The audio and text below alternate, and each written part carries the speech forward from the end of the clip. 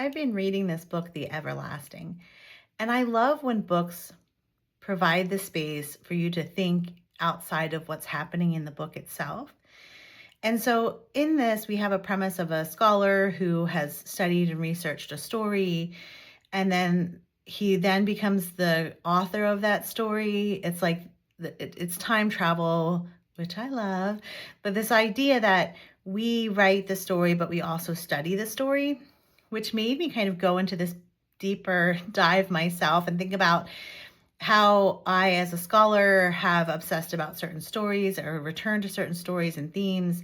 But this idea that the book navigates and that I'm like kind of wrestling with is this idea of you study the story, but you create the story, but you can't create the story unless you know the story. And so how that is all linked into who you are, what you're doing, like you can't have the one without the other.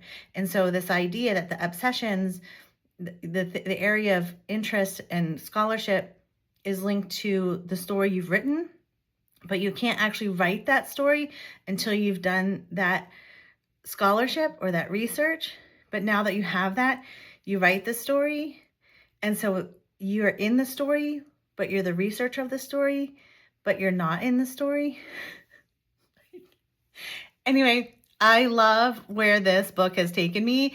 And I think this goes to what I'm always talking about, how we are so connected to story. We are so connected to the narratives out there.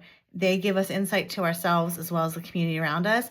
But thinking more in the space of scholarship was just like, wow.